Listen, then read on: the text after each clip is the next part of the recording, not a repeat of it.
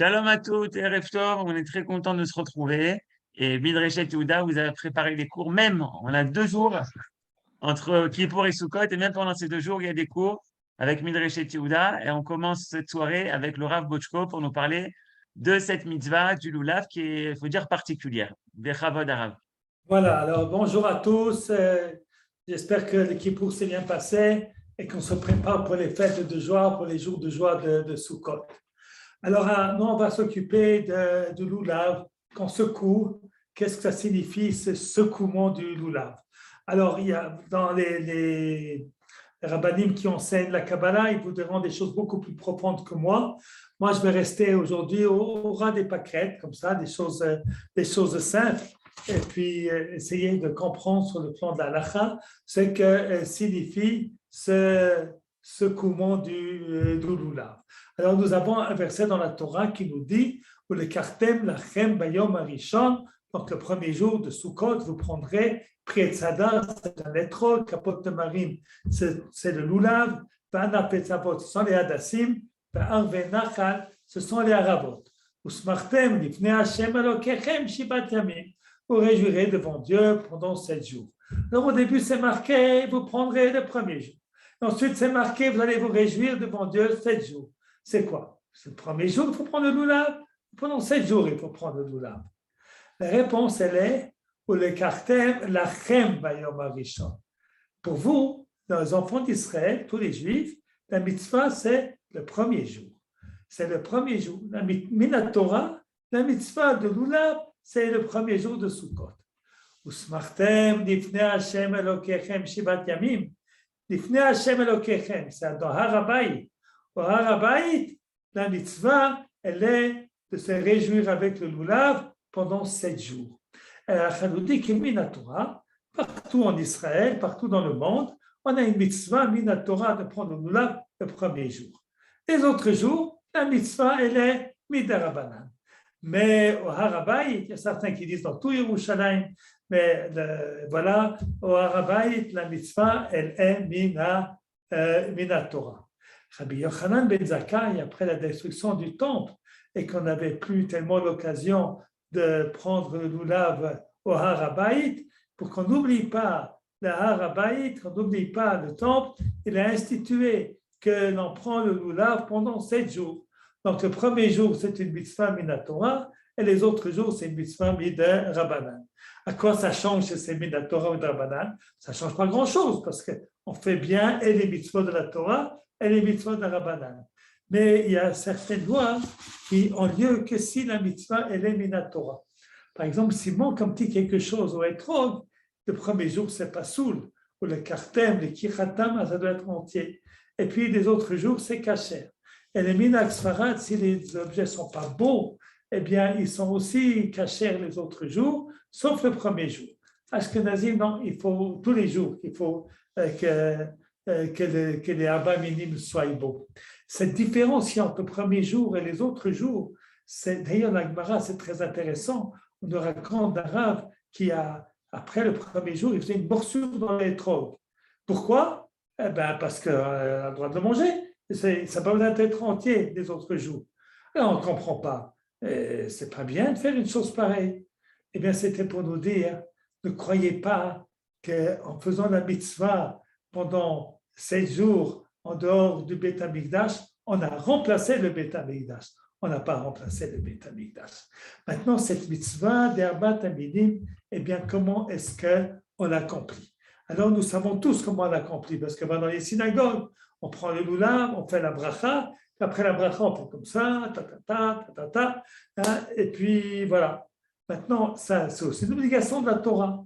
Ce n'est pas une obligation de la Torah. Puis on le prend pendant tout le Hallel, on garde le lulav. Et pendant les Hoshanot, on garde le lulav.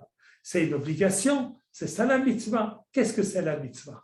Alors voilà les questions qu'on va se poser. La première question, est-ce que la mitzvah, c'est uniquement de soulever le lulav, de le prendre dans ses mains, ou bien c'est de le garder plus longtemps? Est-ce que la mitzvah, c'est également de le secouer? Ou est-ce que le secouant, c'est un joli minag, mais ce n'est pas une mitzvah? Et puis le secouement, comment il faut secouer? Monter, avant, en bas? Combien il faut faire de ces secouements?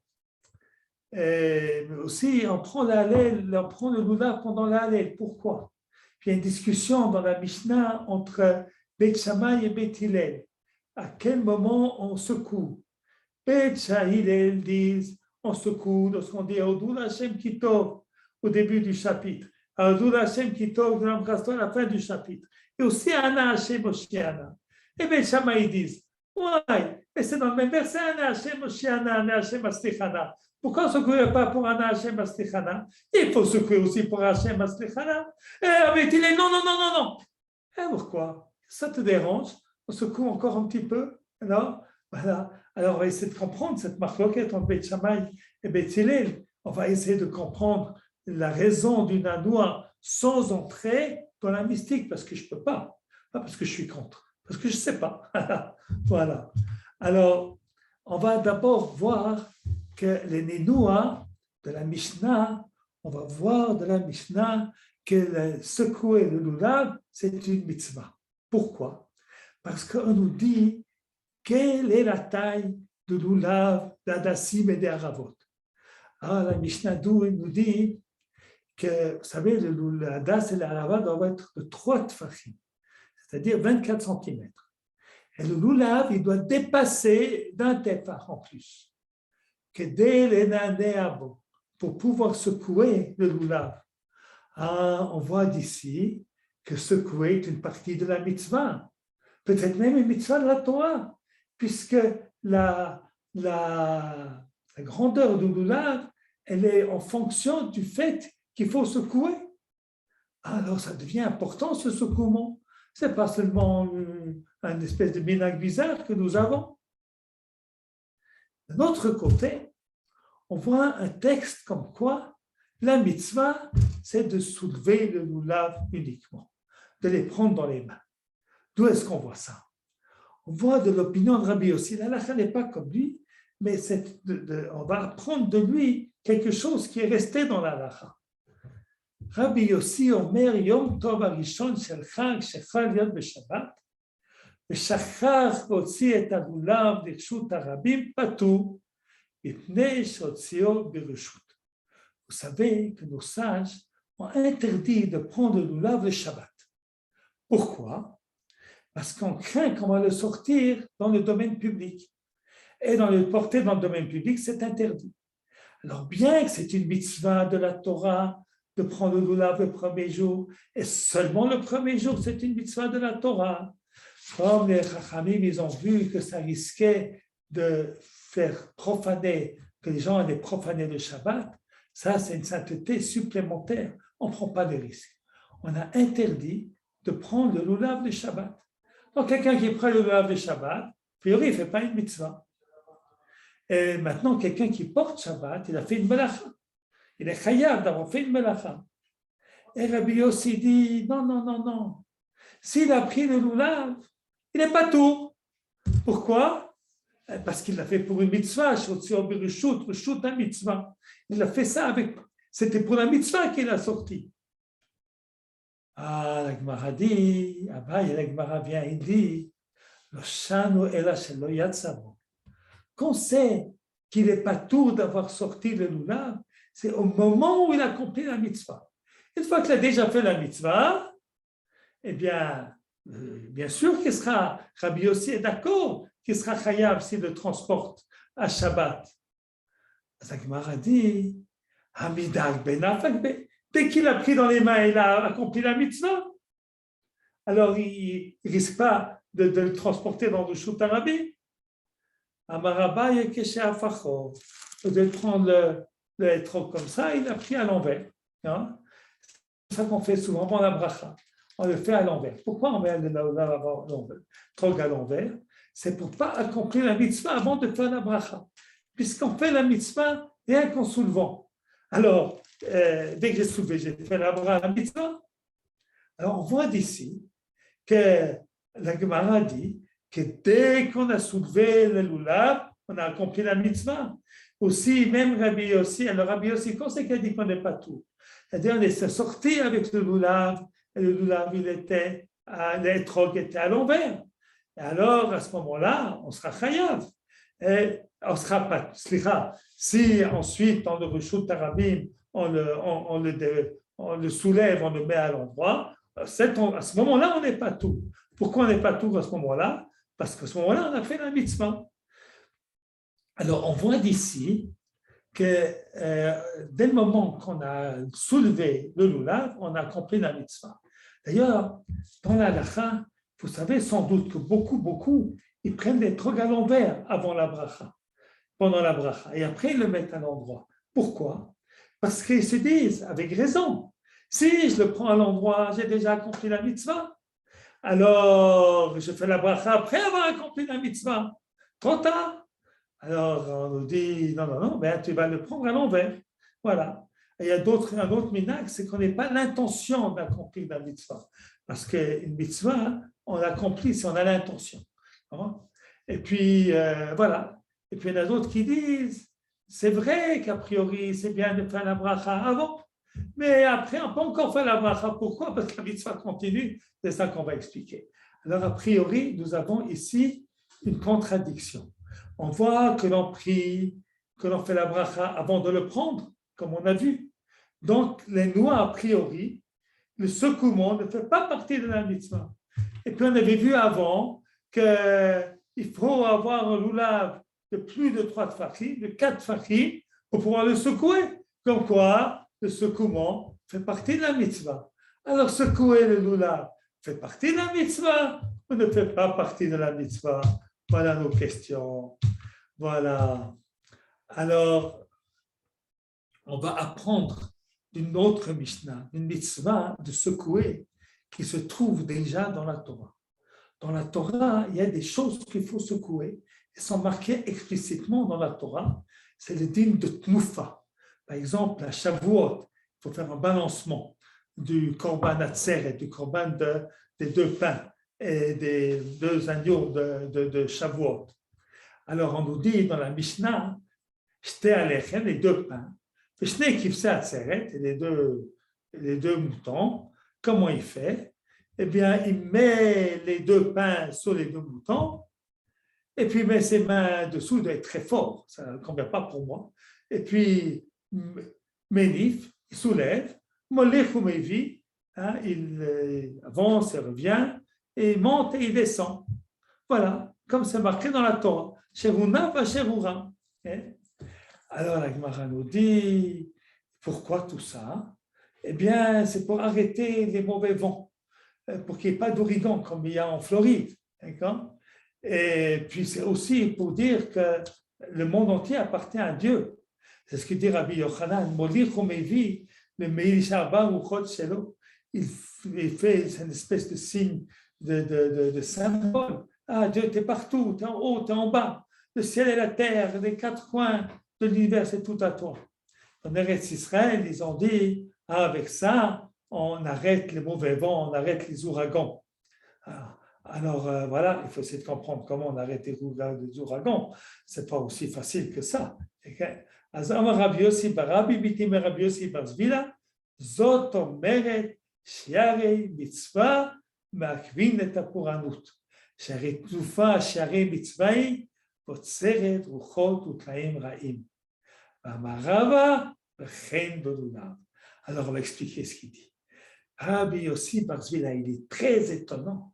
Comment le fait de soulever le korban de Shavuot, ça arrête les vents, ça ne devrait pas arrêter les vents, parce que ce n'est pas une mitzvah. Si on n'a pas fait cela, eh bien, on a accompli la mitzvah du korban. C'est un en plus. Nous enseigne Rabbi Yossi. Et là, on voit qu'il est en plus des restes de mitzvot, eh bien, ça arrête la punition. Alors, on va essayer de comprendre ce qui se passe ici, dans le pshat, dans le sens littéral. Eh bien, on comprend que lorsque l'homme, il reconnaît qu'Akadosh Baruch Hu, eh bien, il est le maître du monde, sur les 4 coins cardinaux, en haut et en bas, eh bien, c'est cette reconnaissance qui peut nous amener à arrêter les mauvais vents. Et cette reconnaissance, elle se fait par quoi?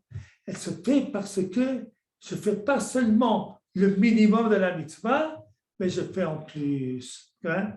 Voilà. Ok. Alors, avec le lulav, on fait la mitzvah, dès que j'ai pris le lulav, mais il y a shiarei mitzvah. Alors, on va essayer d'expliquer ça.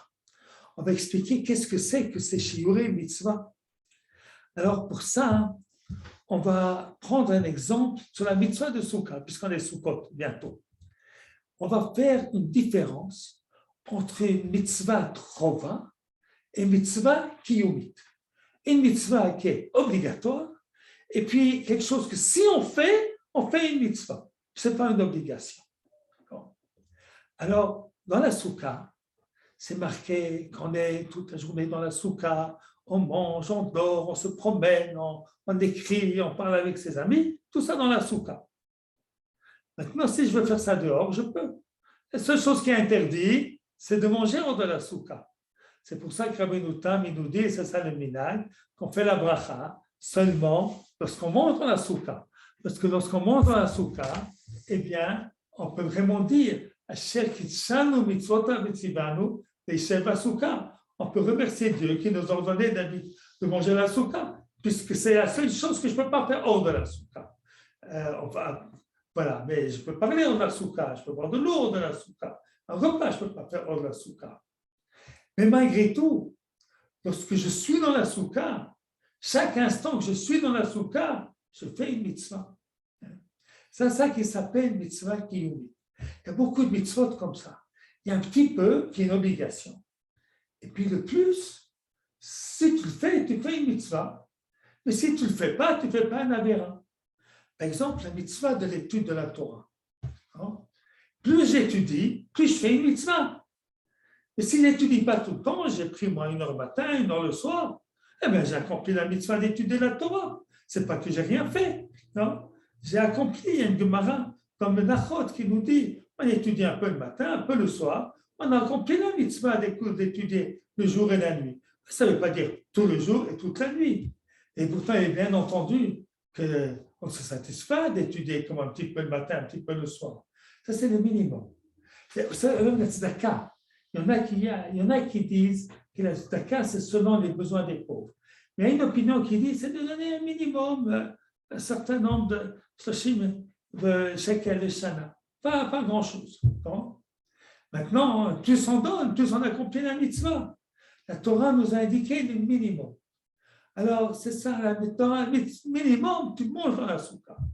Mais le mieux, c'est de faire tout dans la soukha. C'est ça la volonté d'Hachem. Voilà. Alors, la même chose, avant de parler de l'Oulav, je racontais, malheureusement, je ne me rappelle plus le nom de ce jeune homme. Il y a un jeune homme qui étudiait dans une yeshiva et puis qui malheureusement a été assassiné dans un attentat. Mais il avait laissé un Dvar Torah. Un Dvar Torah dans lequel il n'était pas d'accord avec le Rav Moshe Feinstein. Rav Moshe Feinstein est un grand décisionnaire. Il habitait aux États-Unis, mais on ne peut pas dire que c'était un grand amoureux d'Eretz Israël. Ce n'était pas son combat. Et puis alors, il a écrit une souva. C'est quand même difficile. Comment ça se fait que les gens habitent en Chutz Laaretz? Pas le droit d'habiter en Chutz Laaretz. Marqué dans la Gemara, il faut habiter en Eretz Israël, toujours, en toutes circonstances. Alors pourquoi il habite en Chutz Laaretz? Alors il a expliqué que la mitzvah d'Eretz Israël, c'est une grande mitzvah, mais c'est une mitzvah kiyumit, pas une mitzvah chiyuvit. Si tu habites en Israël, tu fais une grande mitzvah. Et si tu n'habites pas, tu n'as pas une avéra. Tu n'as pas le mérite de faire une grande mitzvah. Alors ce jeune homme, il avait écrit une grande chouva pour dire qu'il n'est pas d'accord avec le Rav Moshe Feinstein. La mitzvah d'Eretz Israël n'est pas seulement une mitzvah kiyumit, mais aussi une mitzvah chiyuvit. Après, le Rav Shapira, dans ses tchouvot, il a renforcé l'opinion de ce jeune homme. Alors ils avaient sorti un livre en souvenir de ce jeune homme. On avait marqué sa tchouva, et puis il y avait aussi une réaction du Rav Moshe Feinstein, qui a écrit, il n'a pas changé d'avis, mais il a donné quand même sa bracha à ce livre et à ce jeune homme qui a finalement donné sa vie. Je ne sais plus, c'est mort dans un attentat ou c'est mort au combat, ça je ne sais pas, mais ça n'a pas une grande importance. Ouais, mais voilà. Alors, Rav Shapira, je pense qu'il a raison, Rav Shapira. Habiter en Israël, c'est une mitzvah chiyuvit, pas seulement kiyumit. Mais ce n'est pas complètement tort de Rav Moshe Feinstein, ça dépend des circonstances, etc. C'est, voilà. Alors, la même chose, le ninoua, c'est-à-dire le secours et le lulav, ou le garder plus longtemps, c'est une mitzvah kiyumit. La Torah ne nous dit pas, tu prends et tu as pris, ça fait le minimum. Et plus tu fais, tu fais la mitzvah. Et ça, c'est super. Et la Gemara, regardez comment la Gemara nous raconte comment les Ansei Yerushalayim, ils accomplissaient la mitzvah de Lulav. Tanya, on a vu dans une braïta. Rabbi Eliezer bar Tzadok Omer. Rabbi Elazar bar Tzadok dit. Ainsi était la coutume des habitants de Jérusalem. Adam yotse mi beito v'luvavo bevado. Sortait de la maison, eh bien, il avait le lulav dans sa main, le lulav, l'étrog, l'adas et l'araba. Olech le beit hakneset lavo beado. Il prend promenade avec le lulav. Il va à la synagogue avec le lulav. Koikrat shema mitpalel lavo beado. Lit le chemin et pris et son lulav est dans sa main. Koreba Torah, vous êtes capable. Lorsqu'il dit dans la Torah, là, il ne peut pas le tenir. Là, il le pose par terre. Mais après, il le reprend. Il va visiter des malades, il va consoler des endeuillés. Il a le lulav dans sa main. Voilà. Qu'est-ce qu'on veut nous enseigner? Combien les gens étaient zélés de la mitzvah. Ils voulaient faire la mitzvah le maximum que l'on peut faire. Donc, on voit de tout ça que chaque instant que l'on prend le lulav, on accomplit une mitzvah de la Torah. On accomplit une mitzvah de la Torah, mitzvah kiyumit, on n'est pas obligé de l'accomplir, mais on accomplit une mitzvah de la Torah. Donc, c'est très important de comprendre cette notion que le fait qu'on garde le lulav pendant la Hallel, on accomplit la mitzvah de la Torah. Alors, j'aimerais peut-être rapporter ici une Gemara, et je ne l'ai pas mis sur le texte, c'est une Gemara aussi dans Menachot, dans le 4e chapitre. On nous parle là-bas d'un monsieur qui s'appelait Ktina. C'était son nom. Il s'appelait Ktina. Et ça veut dire petit. C'est peut-être pour ça, on va peut-être comprendre pourquoi on l'appelait comme ça. Rav Ktina. Eh bien, lui, il n'avait pas trop la mitzvah de tzitzit. Alors, il s'arrangeait en été, en hiver, d'avoir des vêtements qui ne sont pas tous de tzitzit. En hiver, il prenait des vêtements de lin, que nos sages ont dit de ne pas mettre des tzitzit à cause des tzitzit, c'est de la laine, ça fait un mélange. Alors, s'il le porte pendant l'heure où on ne fait pas la mitzvah, alors on dit non, mais un vêtement de lin, vous ne mettez pas les tzitzit. Et puis, lorsque c'était des vêtements voilà, en autre saison, on ne porte pas des vêtements de lin, eh bien, il arrondissait le coin pour être pas chayav de tzitzit. Alors, le malach, un ange qui rencontre Rav Ktina, il dit Ktina, qu'est-ce que tu fais la mitzvah tzitzit? En été, tu te débrouilles, tu ne peux pas faire la mitzvah. En hiver, tu te débrouilles de ne pas faire la mitzvah. Alors, il dit, mais Rav Ktina, mais j'ai rien fait de mal. J'ai rien fait de mal. Qu'est-ce que tu m'en veux? J'ai rien fait de mal. On n'est pas obligé. On est obligé de mettre des tzitziot uniquement sur un vêtement à 4 coins. Je n'ai pas de vêtement à 4 coins. Je ne suis pas tout la mitzvah. Un chitoua assez, vous punissez quelqu'un qui ne fait pas une mitzvah, qui n'est pas obligé de faire. Alors il a dit oui. Au moment de la colère divine, eh bien, on punit ceux qui ne font pas les mitzvahs.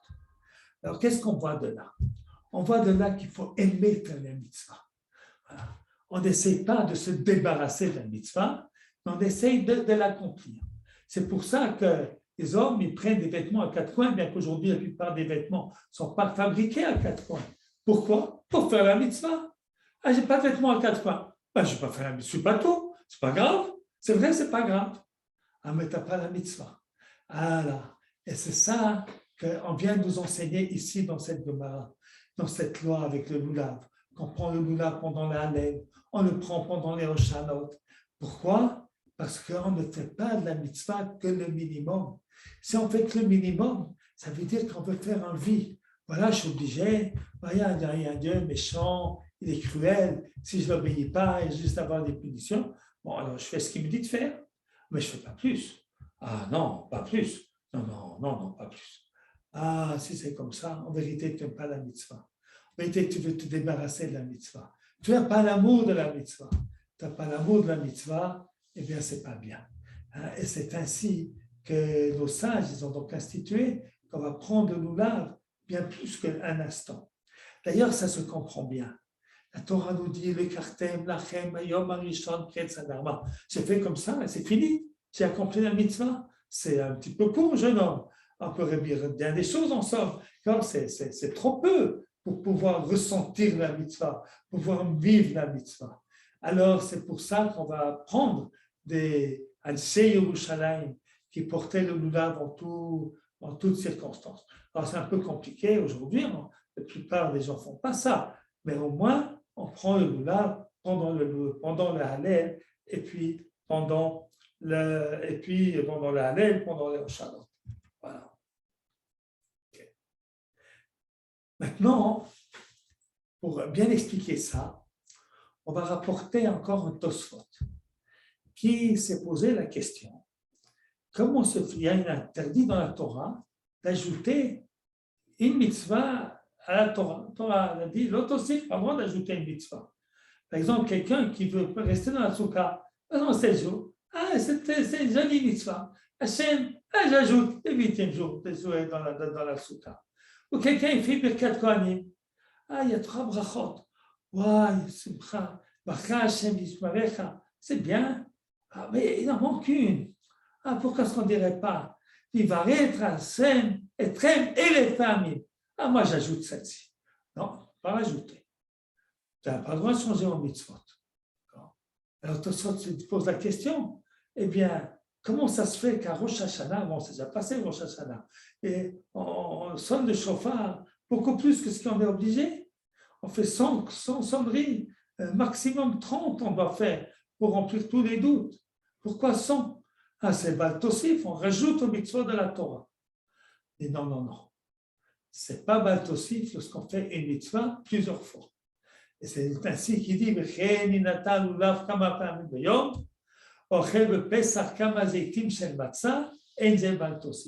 nuit de Pessah, on a mangé un kezaï de matzah. Et si on a mangé plus, eh bien, on a fait mitzvah en plus. Quand on a mosif, tout celui qui rajoute la mitzvah, on lui rajoute. Ça, il n'y a pas de Baal Tosif, nous explique Tosfot, lorsqu'on fait une mitzvah plusieurs fois. Pourquoi? L'explication qu'on a dit tout à l'heure. Parce que le shiur de la Torah, c'est le shiur minimali. C'est le minimum de ce qu'il faut faire. C'est pas ça et pas plus. D'ailleurs, par exemple, il y en a qui disent qu'on n'a pas le droit de prendre 2 lulavim ensemble. Pourquoi? Parce que la Torah dit kapot temarim. Kapot, kafout, c'est 1. Parce qu'il n'y a pas le vav, il n'y a pas le vav, c'est un cholam qu'il y a. Il n'y a pas de vav. Un kapat, ça va qu'il n'y en a qu'un seul. Il y a une discussion, il y en a qui disent que les hadassim ont le droit d'en prendre plus que les 3 que nous avons le minhag de prendre, et c'est ainsi que les témanim, ils en prennent plus. Non? Mais les 3, on n'a pas le droit de prendre plus qu'un, parce que la Torah a dit 1, et on a compris ici, c'est 1 et pas plus. Alors, ça dépend dans chaque mitzvah. Si le shiur, c'est cela et pas plus, ou c'est le minimum. Alors, dans la mitzvah de lulav, prendre un akbar, ça c'était le minimum. Mais tout le temps que je fais la mitzvah, je continue de faire une mitzvah de la Torah. Voilà. Maintenant, on a parlé de faire la mitzvah plus longtemps que juste soulever. Maintenant, le secouer. Alors, on a vu tout à l'heure les versets qui parlent que l'on pas que l'on secouait, que l'on balançait le korban de Shavuot. Alors, de là, on voit qu'est-ce que les Chachamim, lorsqu'ils ont dit de secouer le lulav ou d'avancer, eh bien, ce n'est pas une invention, qu'ils ont inventé quelque chose de nouveau qui n'existe pas dans la Torah. ils ont compris, voilà, il faut donner de la puissance à cette mitzvah de l'oulav, qui sont fait juste le minimum, on ne ressentira rien du tout. Alors, ils ont dit, voilà, on va apprendre comment il faut faire des corbanotes. On voit que la Torah fait le corban, puis elle a dit, pour que la personne soit liée avec le corban. Parce que finalement, bon, le monsieur, il achète le corban, il achète la bête. Maintenant, ensuite, il y a une mitzvah de smicha, qui doit mettre sa main, ou dans certains corbanotes, de faire un balancement. Pourquoi tout ça? Eh bien, tout ça, c'est de nous faire prendre conscience de la mitzvah. Ben, j'ai envoyé un chèque, et puis voilà, ensuite, c'est plus mon affaire. Non, tu dois être partie prenante de la mitzvah. Et c'est ainsi que par les Ninois, on devient partie prenante de la mitzvah. Et puis, ça nous enseigne aussi que ces mitzvot-là, c'est pour nous rapprocher d'Hachem Yitbarach. Ce n'est pas un geste vide, puisqu'on apprend ça du Corban. Toute la notion du Corban, c'est s'approcher d'Hachem. Et là, on va reprendre ce qu'on avait vu tout à l'heure dans la Gemara, qui parlait de pourquoi est-ce qu'on balance, on avance, on monte, on descend. Eh bien, molicho mevi le misharba ou chotshelo. C'est reconnaître la présence de Dieu partout dans le monde. En haut et en bas, le ciel et la terre. C'est-à-dire, le ciel, il est en haut, hein, tout le monde sait, il est en haut. Non, il est aussi en bas. Il y a l'ashgacha. Il a l'ashgacha. Vous savez, il y a un certain temps, j'avais pensé une mauvaise pensée. J'ai dit, qu'est-ce qu'on fait toutes ces prières pour la pluie toutes les années? Aujourd'hui, la plupart d'entre nous n'est pas agriculteurs. Donc, on n'a pas de problème d'eau. On a d'autres problèmes économiques. On n'achète pas la bourse, et ça monte et ça descend. Ou bien il y a des industries, quelqu'un qui travaille, il travaille dans toutes sortes de travaux. Et c'est de là qu'on a notre parnassa. Les gens, ils n'ont pas la parnassa de l'agriculture. Alors, pourquoi on fait un tel chichi des prières pour la pluie? On fait à Pessah, on fait à Sukkot, et on fait à Shana Rabbah. Toutes les prières d'Hoshana Rabbah, c'est tout pour la pluie, on passe en revue toutes les sortes de fruits. Allez, aujourd'hui même en Israël, on n'a plus de problème d'eau. Pourquoi plus de problème d'eau? Parce qu'il y a des salements de l'eau de mer. Voilà. Ben, j'ai dit une grosse bêtise. Parce qu'on voit cette année combien, encore aujourd'hui, le monde il dépend de la pluie. Trop de pluie, des ouragans, des destructions terribles. Pas assez de pluie. Moi, j'ai vécu en Suisse dans ma jeunesse. Je ne peux pas imaginer les cours d'eau vides là-bas. Au mois de juillet, au moins la moitié du mois, il y avait de la pluie. Et les jours qui faisaient beau, 2 jours beau, 3 jours beau, avaient ensuite un orage. Je n'ai jamais vu le lac Léman qui va baisser de niveau. Eh bien, aujourd'hui, il y a des bêtes dans les pâturages qui meurent parce qu'il n'y a pas assez d'eau. Il n'y a pas assez d'eau, il y a des problèmes d'énergie parce que les barrages ne peuvent pas donner suffisamment. Voilà. En Chine, il y a des grands fleuves, je ne sais plus comment il s'appelle, eh bien, il est presque à sec. Et on a besoin de cette eau pour avoir du riz. Et finalement, le monde entier aujourd'hui est en problème pour avoir suffisamment de blé, suffisamment de riz, parce qu'il n'y a pas assez d'eau, où il y a des inondations, où il n'y a pas assez d'eau, il y a de la sécheresse en Europe, la sécheresse en France, en Espagne, la sécheresse même en Angleterre. Elle fait des températures de 40 degrés. On parle en France, regardez sur France Info, on parle en France qu'il faut qu'ils économisent l'énergie cet hiver pour pouvoir passer l'hiver, avoir assez d'énergie. Donc on voit combien, encore aujourd'hui, on est dépendant d'un Kodesh Baruch Hu. C'est peut-être aussi un peu de notre faute qu'on a cassé un petit peu le monde. Donc nous, on doit réparer, on doit faire tchouva du monde que nous brisons, et puis on doit prier Hachem pour que malgré tout, il nous envoie des bénédictions. C'est nous, ces 3 dernières années en Israël, c'était pas mal. On n'a eu pas trop chaud en été, et puis il y a eu de la pluie en hiver. Baruch Hashem, que ça continue comme ça. En tout cas, il faut cette année faire nos prières pour la pluie avec toute la kavana possible, parce qu'il y a des passants pour nous, pour le monde entier, parce qu'il y a des pans entiers de population en Afrique qui risquent la faim à cause, sous la guerre je sais plus, la guerre en Russie. Et voilà, à cause il y a voilà, comment on appelle ce pays-là, en Ukraine. Voilà, il y a l'Ukraine qui est des grains de blé du monde. Et ils n'ont pas pu exporter comme il faut à cause de la guerre. Donc, en fait, on a des gros problèmes de nourriture dans le monde entier et nous devons, plus de nos efforts que nous devons faire, nous en tant qu'hommes, eh bien, nous devons lever nos yeux vers HaKadosh Baruch Hu et prier avec tout notre cœur pour l'univers tout entier, qui est de quoi nourrir toute la planète. Alors, voilà. Maintenant, on va parler pourquoi on balance justement dans la Hallel.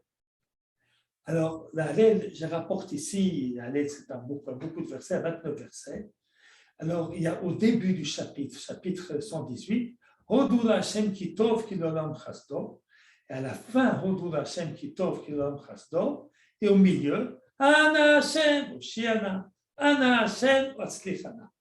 Alors, Beth Hillel dit, on doit secouer, Hodou Hashem ki tov, Ana Hashem Oshiana, Hodou Hashem ki tov ki l'olam chasdo. Et puis, Beth Shammai disent également Ana Hashem Otzlichana. On va essayer de comprendre pourquoi. Alors, il y a un chapitre dans Tehillim où on nous dit Az yeramenu atzayar mipnei Hashem qui va lishpot haaretz. Eh bien, les arbres de la forêt vont chanter devant Dieu car il vient juger le monde. Alors, lorsqu'on secoue, c'est comme la nature qui loue Hashem. Et qu'est-ce qui est marqué à la suite? Hodou Hashem ki tov ki l'olam chasdo.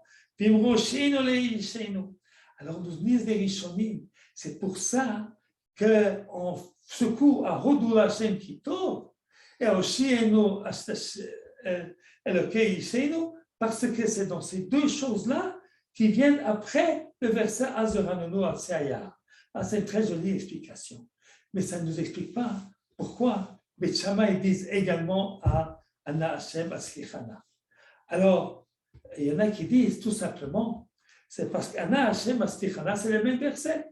C'est vrai que dans ça c'est marqué seulement Hashem Oshianu, mais dans le verset de Tehillim, nous avons vu tout à l'heure, c'est marqué dans le même verset. Ana Hashem Oshiana, Ana Hashem Aslichana. Mais j'ai vu une explication beaucoup plus profonde. Elle est marquée par un peu plus comment il s'appelle, un grand rav du Moyen-Âge. Du Moyen-Âge, il s'appelle, je vais vous dire ça tout de suite parce que je n'ai pas de mémoire.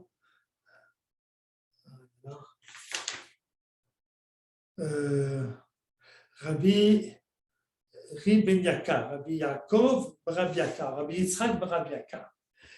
Alors, il dit la chose suivante. Ein menanin batzlichana teshe'elat rachavu. Parce qu'Ana Hashem Batzlichana, la réussite, c'est notre réussite économique personnelle. Ana Hashem Oshiana, Hashem, sauve-nous des ennemis. Ça, c'est une prière collective. Et Ana Hashem Batzlichana, c'est une prière individuelle de ma réussite personnelle. Alors, on peut se poser la question, mais on veut demander aussi notre réussite personnelle. Et c'est quand même de foi que ma réussite personnelle, elle dépend aussi de la Kodesh Baruch Hu. Alors, il faut bien savoir. On est en fête maintenant. À la fête, eh bien, on ne pense pas à nos petits malheurs. Ça peut être des grands à nos yeux. Si je n'ai pas de quoi manger, c'est un grand malheur pour moi. Si je ne réussis pas dans mes examens, c'est un grand malheur pour moi. Mais dans la manière plus large, on est dans les fêtes, on sort de notre particularisme, notre égoïsme pour être un Israël. C'est pour ça que nos sages, ils ont dit, on secoue le lulav, Anna Hashem Oshiana. Ça, c'est Geulat Israël. Et parce qu'on doit s'élever de la fête, de ne pas penser trop à nous. D'ailleurs, c'est peut-être une des raisons pourquoi la soukha, elle est bizarre. Cette soukha, il suffit de 3 murs, pas besoin de 4 murs comme une maison. C'est une drôle de maison avec seulement 3 murs. Puis même le 3e mur, il n'a pas besoin d'être complètement entier. Eh bien, c'est parce que la soukha, elle doit être ouverte. Elle doit être ouverte. On doit avoir une soukha, on peut recevoir les gens. On doit, voilà, Sukkot, surtout Sukkot, c'est une notion de clan d'Israël. Et cette notion de clan d'Israël, donc, nous la retrouvons dans le fait que l'on secoue dans la halakha, comme Beth Hillel, uniquement Ana Hashem Oshiana et pas Ana Hashem Atzlichana. Voilà. Alors, on a vu tout à l'heure dans la Gemara à propos du fait que l'on secouait le korban de Shavuot, eh bien, qu'on allait devant et en arrière, en avant et en arrière, ça c'était pour empêcher, arrêter les mauvais vents, monter, descendre pour la tzort, la nimraïm, des mauvaises pluies, et que des bonnes pluies, pas des mauvaises pluies, pas des ouragans, pas d'ouragans, on veut de la pluie, Baruch Hashem, de la pluie, mais pas des inondations, non? Et puis voilà. Alors, on se dit comment, c'est un acte magique, on fait comme ça, on arrête la pluie. Alors, en vérité, il faut bien comprendre qu'avant d'avoir dit ça, la Gemara a d'abord dit les paroles de Rabbi Yochanan. Eh bien, on reconnaît que les 4 coins cardinaux appartiennent à Dieu.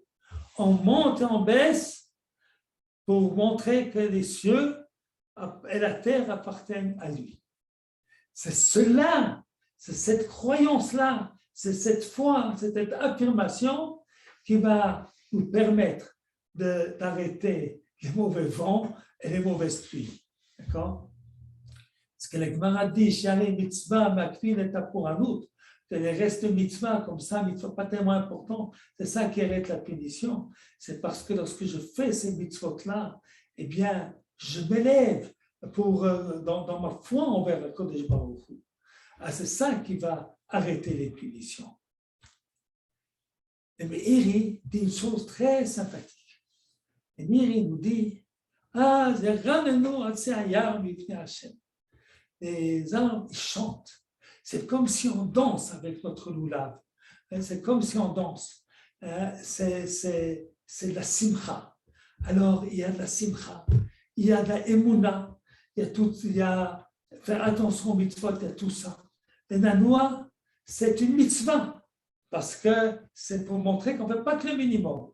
Il y a de la joie, comme nous dit le Meiri, et puis il y a de la foi. Et grâce à ces 3 éléments, qu'on veut faire les mitzvot de tout notre cœur, qu'on les fait avec joie et que nous avons notre confiance en Hachem, c'est ça qui va nous aider à ce que nous ayons une bonne année. Maintenant, il y a plein de minagim, comment il faut secouer. Là, on ne va pas rentrer dans tout, c'est trop compliqué, et puis tous les minagim, ils sont bons. Alors, d'abord, on fait le ninois au moment où on fait la bracha. Pourquoi? Parce que c'est ça qui te montre que tu fais une mitzvah. C'est soulevé comme ça, et comme je prends une feuille de papier, non. Quand c'est que je vais donner de la valeur, c'est lorsque je vais faire un acte. Hein. Les noix pendant la Hallel, ça c'est notre joie, puisqu'on se réjouit beaucoup pendant la Hallel. Alors, et puis on montre aussi qu'Hachem est notre roi. Alors ensuite, dans la Gemara, c'est marqué devant, derrière. Les gens qui ont dit non, il faut faire les 4 coins. Pourquoi? Parce que quand c'est marqué, c'est montrer que Dieu il se trouve dans les 4 coins cardinaux. Alors on dit non, il ne faut pas faire ça, c'est pas la peine. On sait bien que s'il est devant, s'il est à droite, il est aussi à gauche, devant, derrière, c'est pas la peine. Il y en a qui sont contre. Il a dit, c'est marqué Moli Chomevi dans le verset, Malé ou Mori, c'est tout. Mais le minag n'est pas comme ça. Le minag est de faire aux 4 coins cardinaux. Et puis le Houchami, il nous dit de faire 3 fois, tac, tac, tac. Alors il y en a qui disent 3 fois l'aller, 3 fois retour, 3 fois l'aller, 3 fois retour, 3 fois aller, 3 fois retour, ça fait 6. Chaque fois, ça fait 36 fois en tout. Alors ça, il y a beaucoup de minagim. Les minagim aussi, dans quel ordre le faire. Le Shulchan Aruch dit tout simplement, on commence devant, et puis ensuite à droite, derrière, à gauche, en haut, en bas. Puis les minag, je ne sais pas comme ça aujourd'hui, les minag c'est comme la Kabbalah, et chacun il fait comme son minag, c'est très très bien, et tout est bien. Mais voilà. Alors, donc, si on se résume de ce que nous voulions dire, c'est que la Nanoua, lorsqu'on fait le Nanoua, on accomplit une mitzvah de la Torah. Et puis on se réjouit, on danse avec notre loulav, et puis on montre notre foi en la puissance d'Hachem et que grâce à tout ça, nous ayons une bonne année. Voilà, et je termine, comme j'ai mis la dernière fois, je remets notre publicité sur les livres de mon père, et aussi mes livres à moi, on peut les avoir, on peut les commander au SDR. Il y a, moi, je parlais parce que bientôt Bréchit, j'ai écrit un commentaire sur la paracha de Bréchit, un commentaire sur Rashi, qui explique vraiment tous les Rashi, et puis je vous le recommande. Alors, si vous le voulez, vous les commandez là, à ces téléphones-là, soit qu'ils se trouvent aussi à Kalita, et puis en France, ils se trouvent à lishma.fr. Voilà. Alors, voilà pour aujourd'hui, et qu'on ait tous une très, très bonne année, et une belle fête de Sukkot, beaucoup de joie, beaucoup de santé, et puis beaucoup de bonheur. Voilà. Amen, Toda Rabba. Merci beaucoup, Rav Bochko. Est-ce qu'il y a des questions? Vous pouvez maintenant ouvrir votre micro.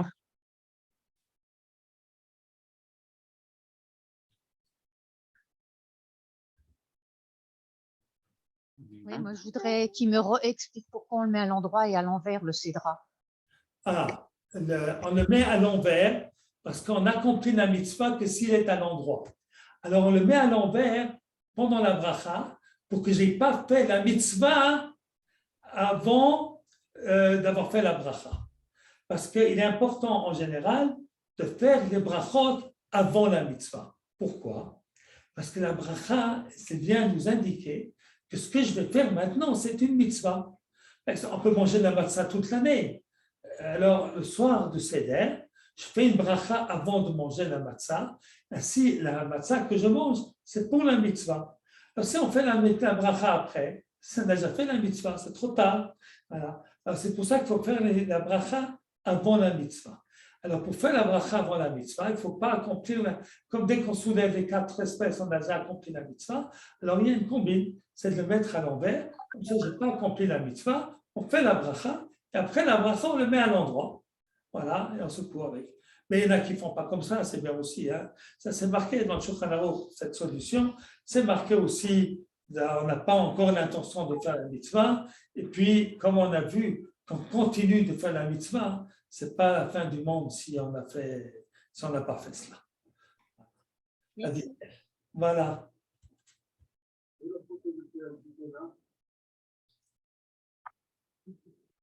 Oui, Brigitte? Non, moi, ce n'est pas une question, je voulais dire quelque chose, mais s'il y a des questions, je dirai après. Alors, moi, j'ai plusieurs questions. Rav, est-ce que vous pouvez rappeler la halakha pour des femmes? Parce qu'il y a pas mal de femmes qui nous écoutent. Et la deuxième question, c'est par rapport au Har HaBayit. Comment on apprend ça dans les psukim? Bon, alors, première question, les femmes. Les femmes ne sont pas obligées de faire la mitzvah du lulav. C'est une mitzvah qui dépend du temps. Les femmes ne sont pas obligées de faire les mitzvot qui dépendent du temps. Maintenant, si elles prennent le lulav, elles accomplissent une mitzvah. Ça, c'est très clair. Tout le monde est d'accord. La question de savoir est-ce qu'elles ont le droit de faire la bracha. Minhag Ashkenaz, elles font la bracha. Minhag Sfarad, le plus répandu, elles ne font pas, bien qu'il y a aussi des Sfaradim qui permettent de faire la bracha. Alors, comment est-ce qu'il peut dire qu'il nous a ordonné, il ne nous a pas ordonné? Ben oui, il nous a ordonné en tant que membre de Am Israël. Et comme on fait une mitzvah, on peut faire la bracha. Voilà, chacun fait selon son minhag. Deuxième question, vous n'avez pas compris votre question sur le Har HaBayit. C'est marqué au Smartem d'Ifnei Hashem, Shivat Yamin. Alors, au Har HaBayit, la mitzvah, c'est 7 jours.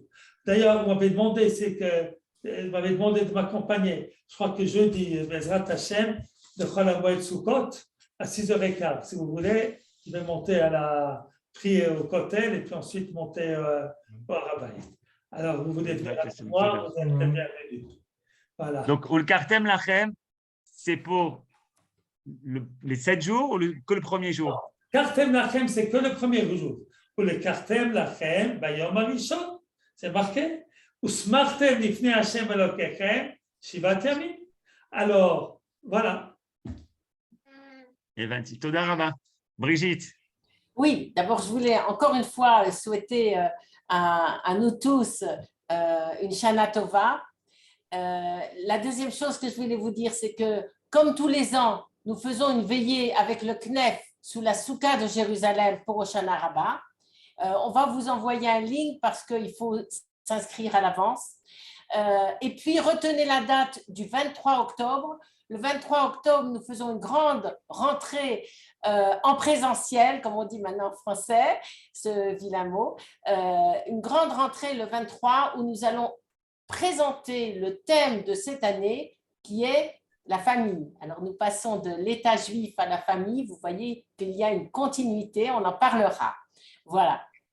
Et on a maintenant le cours de Menachem. Johan annonce-le. Exactement. Et je rappelle qu'à la veillée qui est organisée par Midreshet Yehuda, vous aurez également écouté le Rav Bochko et le voilà. Slicha. Yofi. Alors, que des bonnes choses à tous. Voilà.